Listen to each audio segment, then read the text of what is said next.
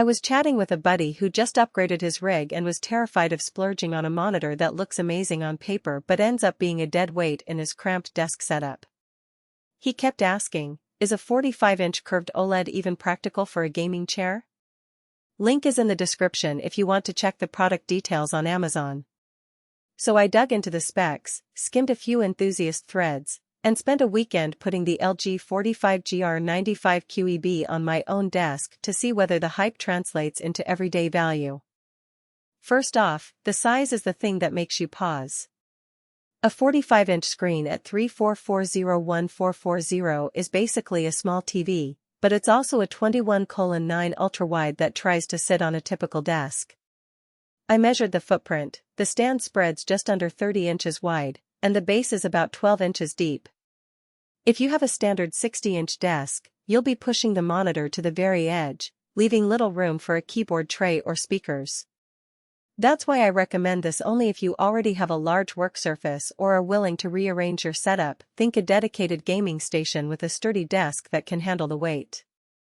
For a cramped bedroom or a shared office cubicle, the monitor will feel like a ship that's trying to dock in a tiny harbor.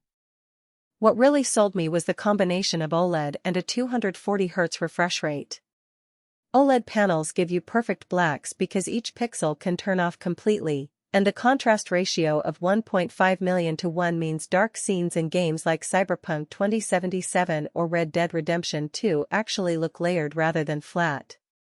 When you pair that with a 0.03 milliseconds gray-to-gray response time, you get a level of fluidity that almost eliminates motion blur. In fast-paced shooters, the difference is noticeable. A flick of the mouse translates instantly on screen, and you can track a sprinting opponent without the typical smear you see on LCD panels. That said, the OLED's advantage comes with a trade-off: the risk of burn-in if you leave static UI elements, like HUDs or chat windows, on the screen for hours on end. LG includes pixel shift and a logo luminance limiter, which mitigates the risk, but it's still something to keep in mind if you stream or use the monitor as a secondary display for productivity apps that keep toolbars visible. The 240Hz rating is only as good as the source you feed it. The monitor supports HDMI 2.1 and DisplayPort 1.4, which means you can actually hit 240Hz at the native 3440x1440 resolution if you have a recent graphics card. I tested it with an RTX 4090, and the monitor stayed at 240Hz with no frame drops in Valorant and Fortnite. However, if you're still on a previous generation GPU that caps out at 144Hz, you won't be unlocking the full potential of this panel. In that case, you might be better off with a slightly cheaper 27-inch 144Hz OLED that still offers deep blacks without the extra desk real estate. So the sweet spot for this monitor is a high-end PC that can consistently push 240 frames per second, or a console like the PS5 that can output 4K at 120Hz. The latter will still benefit from the OLED's color fidelity even if you can't max out the refresh. Color performance is another strong point. The screen covers 98.5% of the DCI-P3 gamut and supports HDR10, which means you get a very wide palette and brighter highlights compared to standard sRGB monitors.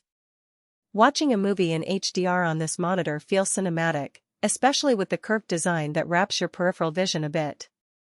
The anti-glare coating is subtle but effective. On a bright room with overhead lights, the screen still holds its contrast, though you'll notice a faint sheen if you sit directly in front of a window. That makes it a decent dual-purpose device. You can game at night and still enjoy HDR video content without swapping monitors. Now, let's talk about the practical downsides you'll notice after a few weeks of use. The biggest is the power draw.